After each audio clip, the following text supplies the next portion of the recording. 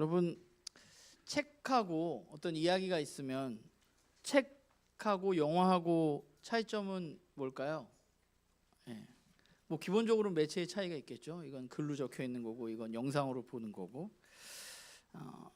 제가 생각했을 때 책하고 영화에 여러 가지 차이점이 있겠지만 그 차이점 중에 하나가 무언가를 상상하는 상상력이라는 생각을 해보는데, 왜냐하면 우리가 어떤 이야기를 글로 읽을 때, 책을 읽을 때, 우리는 그 소설을 읽을 때 그 장면을 우리의 머릿속으로 생각하게 됩니다. 상상하게 되죠. 이런 장면이겠구나 하고, 글을 보면서 우리 머릿속에 그리게 되는데, 그런데 그 장면이 영화화되면 어떤 장면을 볼 때 우리는 그 장면에 대해서 상상하지 않습니다.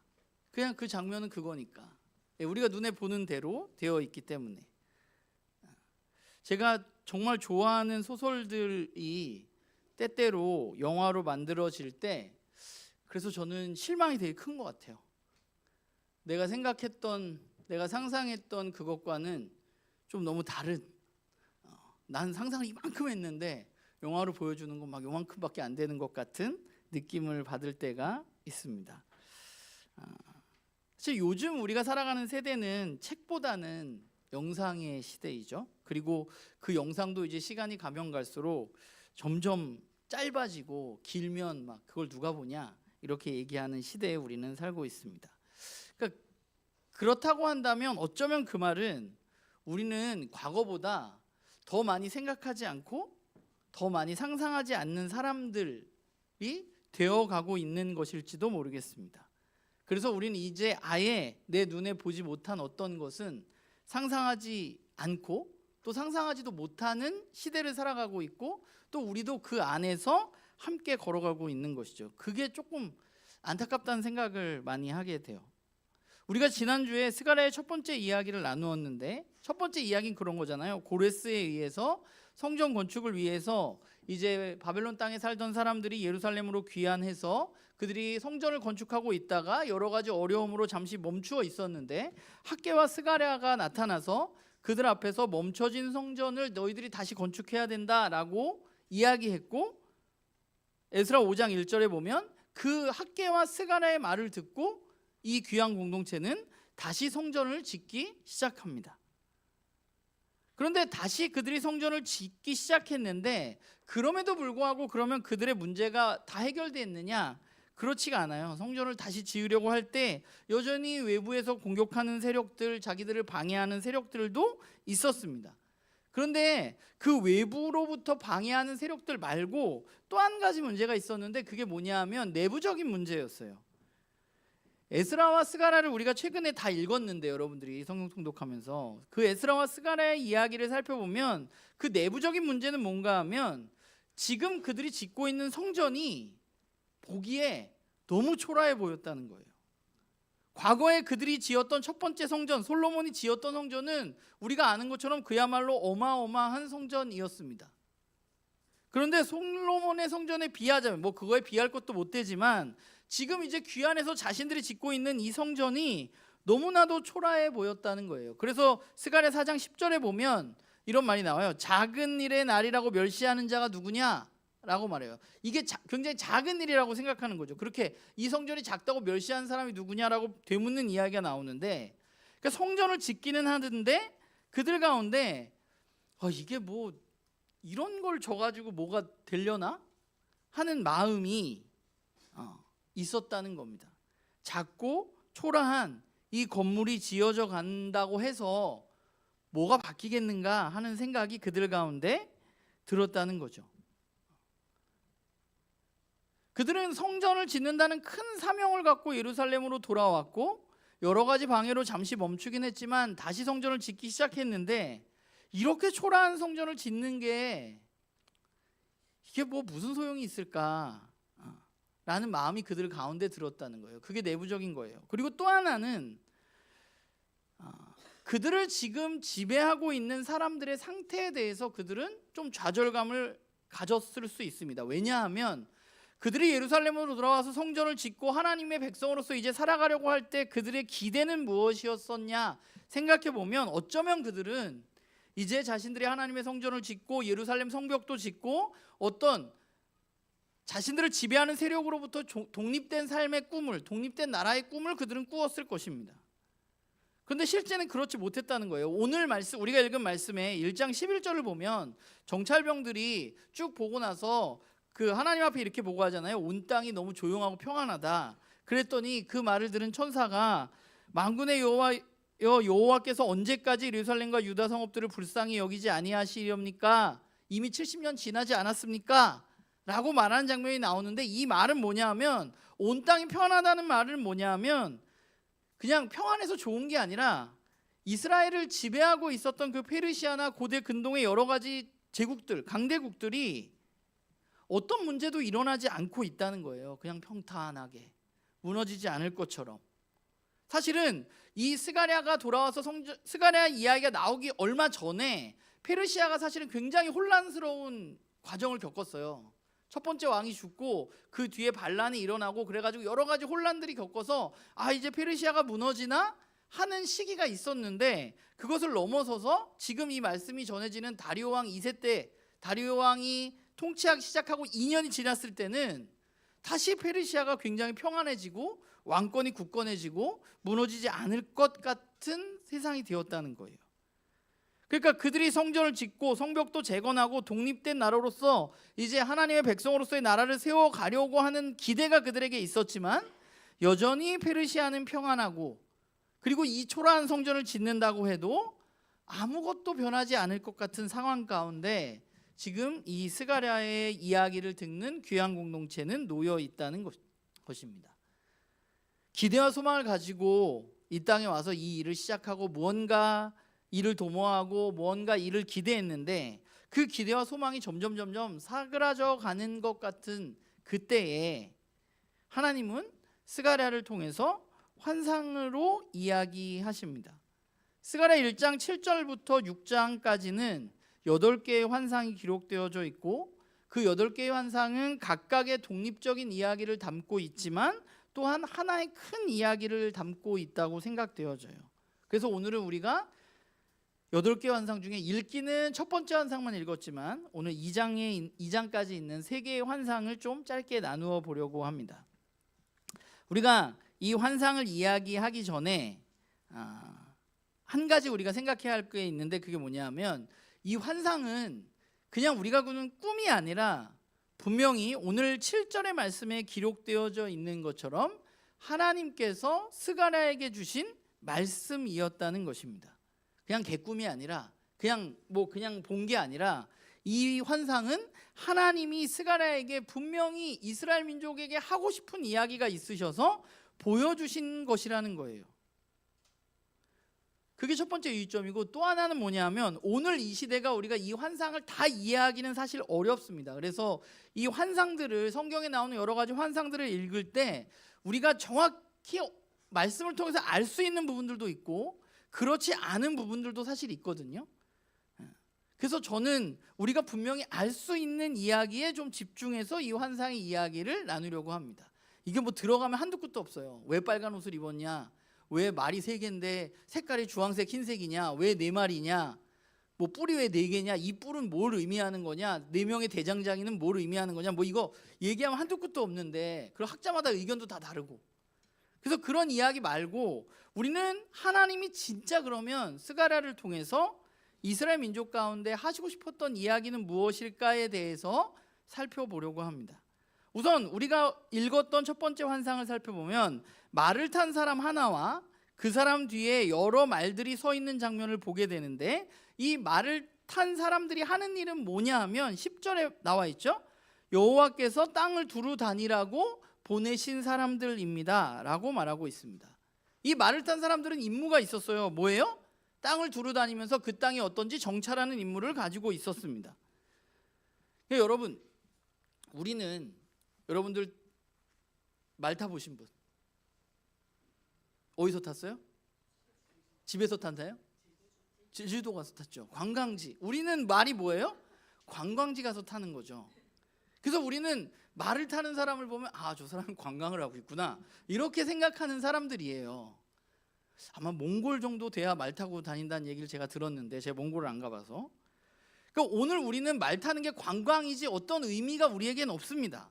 그래서 이 장면을 보면 그냥 말씀에 써있는 대로 그렇지, 하나님이 다니라고 해서 말 타고 다니는 사람들이 정찰하러 다니는구나 이렇게 생각할 수 있는데, 우리와는 다르게 당시 사람들은 이렇게 말을 타고 다니는 무리들을 보면 떠오르는 게 하나 있었다는 거예요.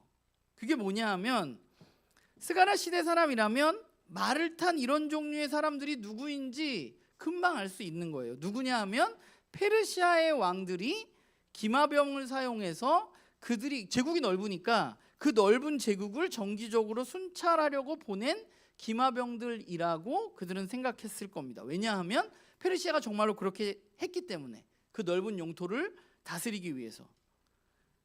그러니까 말 탄 사람들이 지나가는 광경을 보면 이 말이 결국은 전쟁과 관련이 있거든요. 그러니까 군사가 분명해. 근데 이 사람들이 말을 타고 다니는 광경을 보면 이 속해 있는 나라의 백성들은 또 페르시아 왕이 우리를 정찰하려고 보낸 사람들이구나 라는 사실, 페르시아 왕이 우리를 감시하고 있구나 라는 사실을 떠올릴 수밖에 없는 말이었다는 거예요. 그런데 중요한 것은 오늘 말씀에 이 말을 탄 사람들이 누구의 명령을 받고 이 일을 하고 있느냐 하는 것입니다. 10절을 보면 이 말을 탄 사람들은 누가 보낸 사람들이에요?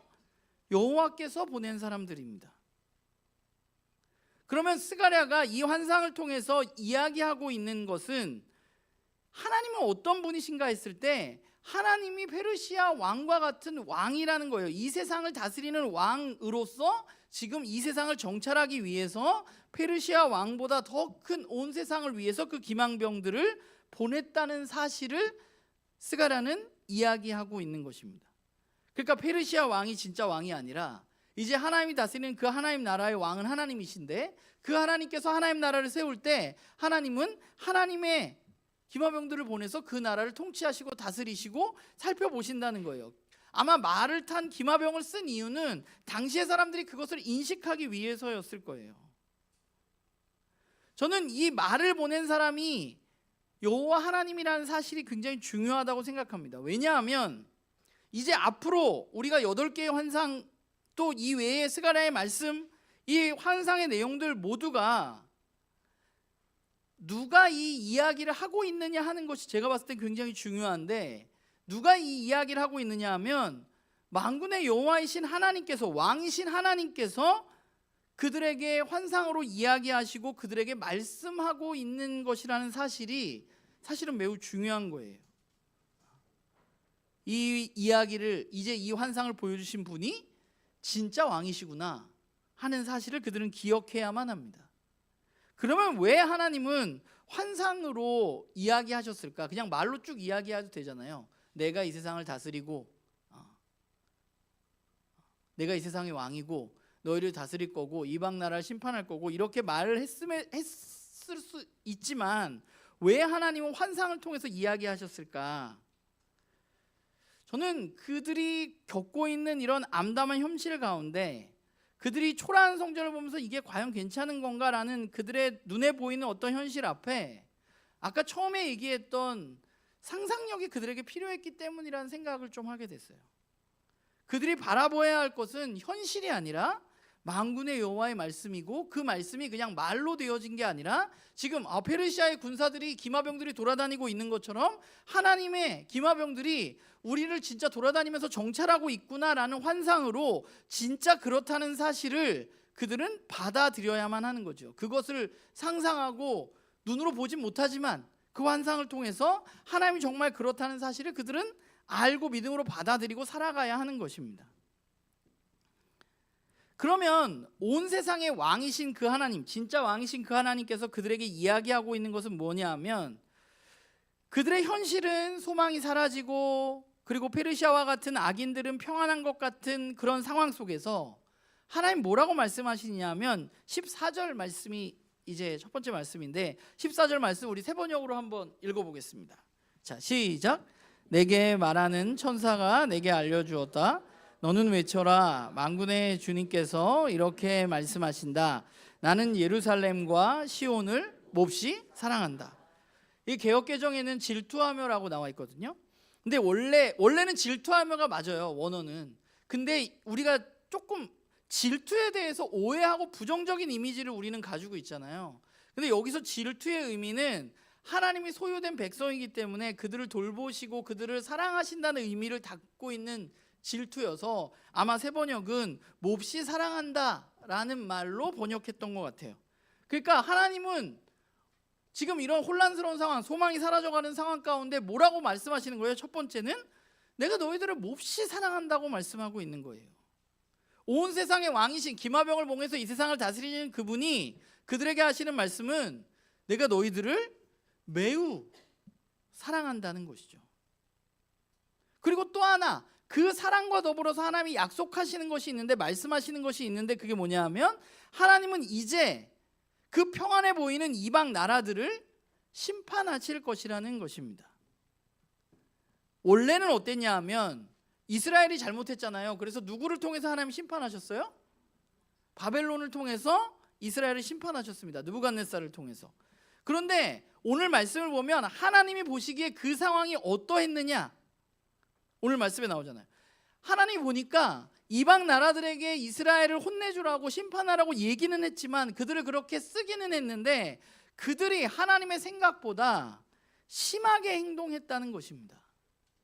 하나님 보기에 그들이 그렇게까지 할 필요 없었는데 그렇게 행동했다는 거예요. 너무 악을 행했다는 거예요. 그래서 하나님은 이제 그들을 심판할 것이라고 말씀하고 있는 거죠. 그게 조금 더 구체적으로 나온 것이 바로 두 번째 환상입니다. 두 번째 환상에 보면 4개의 뿔이 나오는데 그 4뿔은 21절에 보면 유다를 흩뜨러뜨려서 사람들이 능히 머리를 들지 못하게 하는 존재들이거든요. 유다를 괴롭히는 사람들이에요. 머리도 못 들게 하고 굽신굽신하게 하는 그 존재들이 4뿔인데, 그런데 그 4뿔이 어떻게 되느냐? 4 대장장이가 나타나서 그 뿔들을 꺾는 이야기가 두 번째 환상입니다.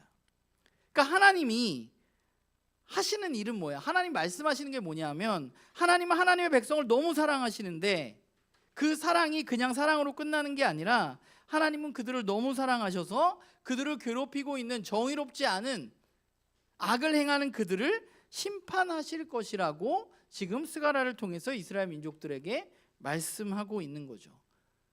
사랑을 베푸시고 정의를 행하는 것이 하나님의 성품이고 하나님이 하시는 일입니다.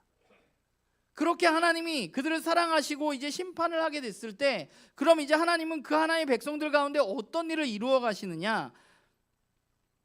그들은 그 심판이 끝나고 매우 풍성한 삶을 누리게 될 것이라고 말하고 있어요. 17절에 보면, 오늘 우리가 읽은 17절, 그가 다시 외쳐 이르기를 만군의 여호와의 말씀에 나의 성읍들이 넘치도록 다시 풍성할 것이라, 여호와가 다시 시온을 위로하며 다시 예루살렘을 택하리라 라고 말씀하셨다는 거예요.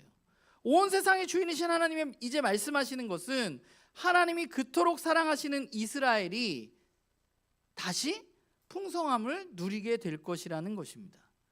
하나님이 그들을 심판하시긴 하셨지만 하나님이 그들을 완전히 버리신 것이 아니라 그들을 여전히 몹시 사랑하시고 이제 그들을 괴롭혔던 이방 나라들도 다 심판하실 거고, 그 일을 통해서 결국 이제 하나님은 다시금 이스라엘과 예루살렘을 선택하셔서 그들을 위로하시고 그들을 풍성하게 하실 것이라는 거예요. 그게 하나님이 이스라엘 민족들에게 지금 스가랴를 통해서 하고 싶은 내용입니다.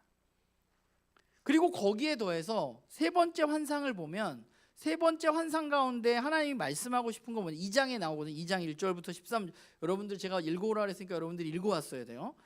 그래야 이해할 수가 있어요. 이걸 다 설명하려면 너무 길어요. 그래서 2장을 아주 짧게 말하면 그거예요. 한 젊은 사람이 측량줄을 잡고 가고 있어요. 어디 가냐 하니까 예루살렘의 성벽의 길이를 재려고 내가 가고 있다라고 말합니다. 그런데 갑자기 어떤 다른 천사가 급하게 나타나서 그 젊은이에게 측량줄을 가진 사람을 말려요. 그러면서 말해요. 뭐라고 말하냐 하면 성벽을 만들 필요가 없다는 거예요. 처음 듣는 이야기처럼 저를 바라보시면 안 돼요. 여러분들 지난주에도 읽었고 제가 어제도 읽어오라 그랬으니까.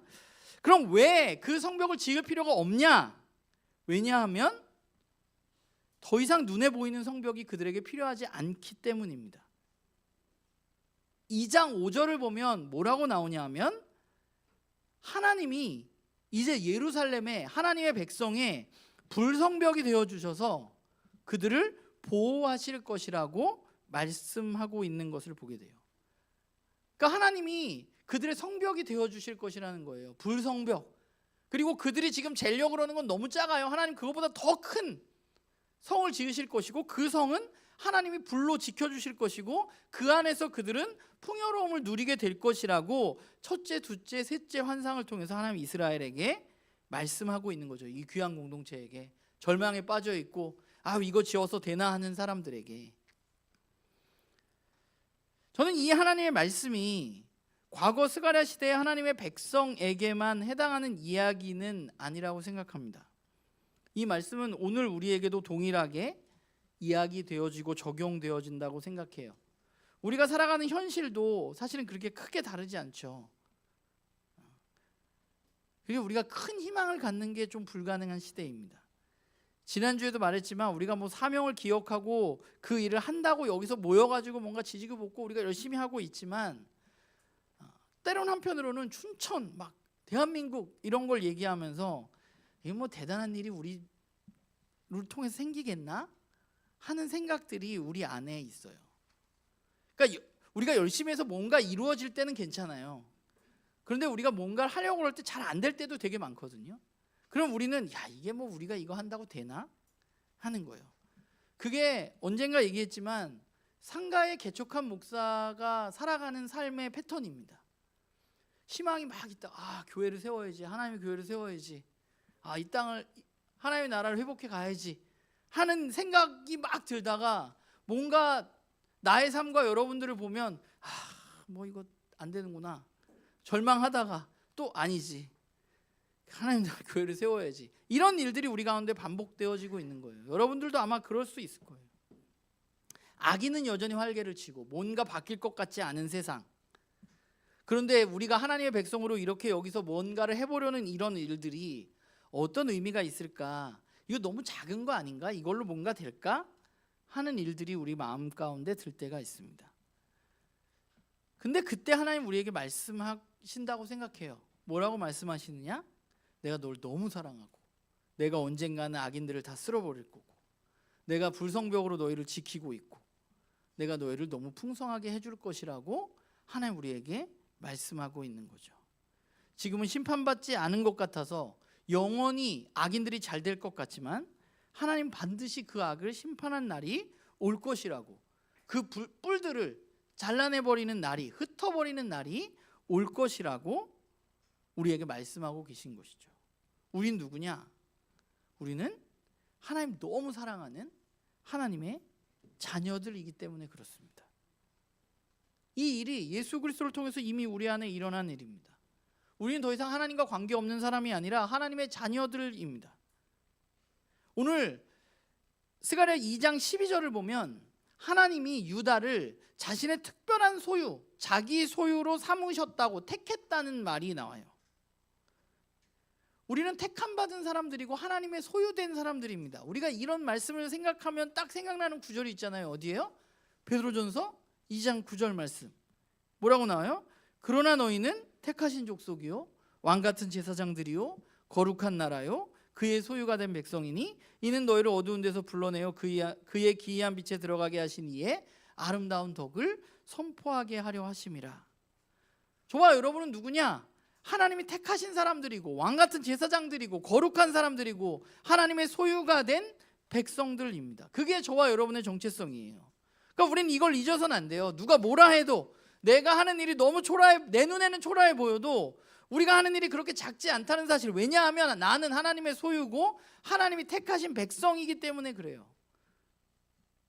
하나님이 이스라엘 민족들 가운데 크고 위대한 성전을 지으라고 말씀하신 적이 한 번도 없어요. 그냥 예루살렘에 돌아가서 성전을 지으라고 말씀하셨어요. 그런데 그들의 눈에 보기에 그저 작아 보일 뿐이에요. 하나님 보시기에는 하나도 작지 않은데 그냥 그 사람들이 보기엔 너무 초라해 보이는 거야. 이걸로 뭐가 될까?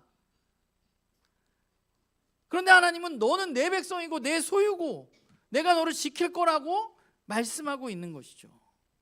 그게 저와 여러분의 삶입니다. 우리의 정체성이고. 그러면 우리는 하나님의 소유된 백성들로서 이 땅 가운데 어떻게 살아가야 할까? 우리에게 가장 먼저 필요한 것은 저는 믿음이라고 생각해요. 저와 여러분이 눈에 보이는 어떤 현실이 아니라 하나님이 말씀하신 것을 믿음으로 받아들이고 우리는 살아가야만 합니다.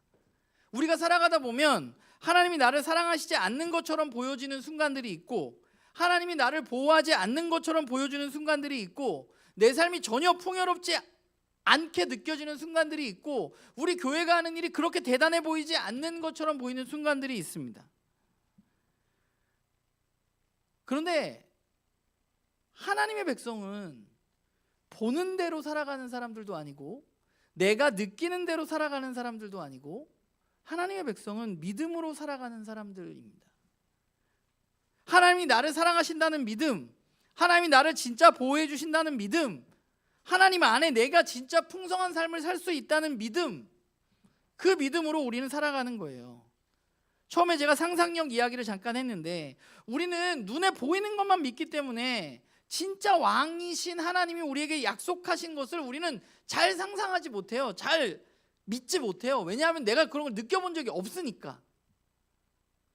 하나님 안에서 진짜 풍성할 거라는 사실을 우리는 잘 상상하지 못해요. 왜냐하면 풍성함은 어디서 오느냐? 내 통장 잔고에서 온다고 나는 배웠으니까. 그게 내 눈에 보이는 현실이니까. 하나님 안에 내가 진짜 풍성할 거라는 생각을 우리는 잘 못한다고. 하나님 나를 사랑하시고 나를 풍성하게 해주실 거야 라고 아멘 이렇게 우리는 받아들일 수 있지만, 진짜 믿음으로 그것을 내가 받아들이고 그렇게 살아가느냐, 이 문제가 우리에게 남아 있다는 거예요. 하나님이 불성벽으로 우리를 지켜주신다는데 우리는 그걸 잘 상상하지 못합니다. 진짜 하나님 나를 지켜주시는 건가 의심하게 됩니다. 하나님이 언젠가 악인들이 심판하실 거라고 말씀하시는데 우리는 그런 일을 잘 상상하지 못해요. 왜냐하면 우리가 보는 현실은 그냥 악인들이 계속 잘 될 것 같거든. 힘 있는 사람이 계속 잘 될 것 같고. 그런데 우리에게 필요한 건 그래서 뭐예요? 믿음이에요. 어떤 믿음이냐? 하나님 진짜 그렇게 하실 거라는 믿음.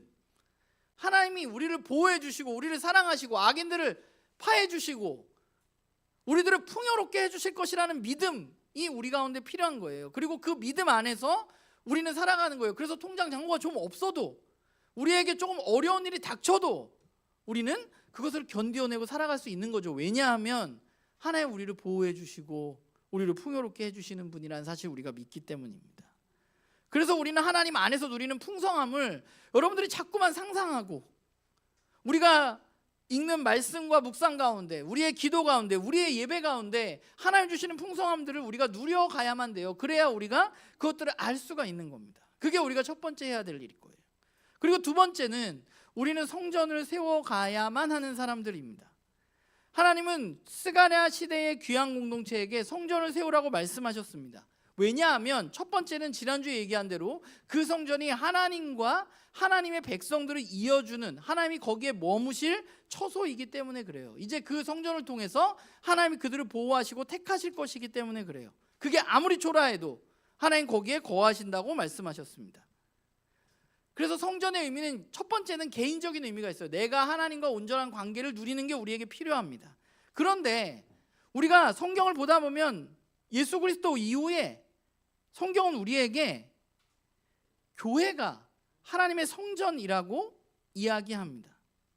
저와 여러분은 그 교회, 하나님의 성전을 세워가는 사람들이고 또 그 성전을 세워가야만 돼요. 이 성전이, 하나님의 교회가 크냐 작냐 화려하냐 그렇지 않느냐는 아무것도 중요하지 않아요. 이 성전의 중요한 것은 하나님이 우리 가운데 머무시는 것입니다. 하나님 우리를 택하시고 우리 가운데 있으시냐. 하나님은 하나님의 전인 교회에 머무르시겠다고 말씀하셨어요. 그러니까 우리는 더더욱 우리 공동체가 하나님이 거하실 처소가 되도록 우리 공동체를 하나님의 교회로 점점점 세워나가는 일을 우리는 해야만 하는 거죠. 개인적인 하나님과의 관계와 더불어서. 그리고 마지막으로 우리가 해야 할 일은, 우리는 거룩한 삶을 살아가는 사람들이어야만 합니다. 거룩이라는 것은 구별된다는 의미잖아요. 그러니까 저와 여러분은 구별된 사람들입니다. 거룩한 사람들이니까. 스가랴 2장 6절과 7절을 보면 하나님이 그 귀한 공동체에게 환상을 통해서 불성벽으로 내가 너희를 지켜줄게 하면서 그 다음에 하시는 말이 있는데, 그게 뭐냐면 북쪽 땅에서 도망쳐 나오라는 이야기와 바벨론 성에서 피하라는 이야기입니다. 아마 북쪽 땅과 바벨론 성은 이스라엘을 끊임없이 괴롭히는 세력들을 의미하는 것 같아요. 여기서 바벨론도 그냥 바벨론 한 나라를 의미하는 게 아니라, 북쪽도 꼭 북쪽에 있는 나라들을 의미하는 게 아니라 이스라엘을 괴롭히고 핍박했던 모든 세력들을 의미한다고 볼 수 있어요. 그러니까 결국 바벨론으로 피한다는 의미는 하나님을 거부하는 세상과 구별된 삶을 살아가야 한다는 것입니다. 세상은 뭐라고 우리에게 말하느냐? 세상은, 그 북쪽과 그 바벨론은 우리에게 뭐라고 말하느냐? 세상에서 나는 내가 보호해야 한다고 생각합니다. 내가 나를 보호하기 위해서 힘을 기르고 돈도 많이 모으고 해야 된다고 이야기합니다. 세상과 구별된 삶이라는 것은 우리가 거룩하게 뭔가 모여가지고 양복 차려입고 뭔가 경건하게 예배드리는 게 아니라, 거룩한 삶이라는 것은 세상이 이야기하는 것과 다른, 내가 나를 보호하고 내가 나를 보호하기 위해서 힘과 돈이 있어야 된다는 그 가르침에 반해서 우리는 말씀에 의지해서 하나님이 나를 보호하신다는 것을 믿고 살아가는 것이고, 세상과 구별된다는 것은 그렇기 때문에 내가 힘을 거르거나 돈을 모으는 게 아니라 하나님과 더 친밀한 관계로 나아가는 것이 구별된 삶입니다. 세상은 내 삶의 주인이 당연히 나라고 이야기하지만, 거룩한 삶은 내 삶의 주인이 내가 아니라 하나님이라고 말하고 그분을 주인 삼고 살아가는 것이 바로 구별되고 거룩한 삶입니다. 그게 우리가 걸어가야 될 길이에요.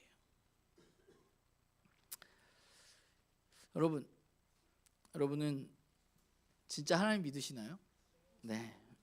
이럴 때는 좀 우리가 제가 아멘할 기회를 여러분들에게 안 주는 목사이긴 하지만, 이럴 때는 좀 해도 괜찮다.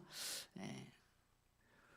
우리가 스가랴를 읽다 보면, 여러분 지난주에 읽었지만 다 읽다 보면 오늘 말씀에도 나오지만 정말 많이 나오는 말이 있는데, 그 말이 뭐냐 하면 만군의 여호와의 말이니라. 이게 뭐 너무 많이 나와요. 그냥 막 한 절마다 막 계속 반복될 때도 있어요. 그렇게 이야기하는 이유가 있을 거예요. 저와 여러분에게 오늘 이 스가랴를 통해서 말씀하시는 분은 누구예요? 만군의 여호와 하나님입니다.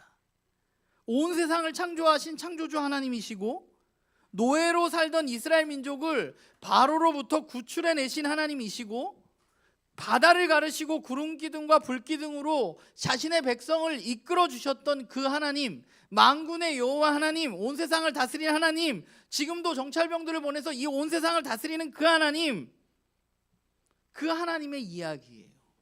그리고 저와 여러분을 너무나 사랑하셔서 우리의 죄의 문제를 해결하기 위해서 자신의 아들까지 이 땅에 보내신 그 하나님이 오늘 우리에게 이야기하고 계신 것입니다.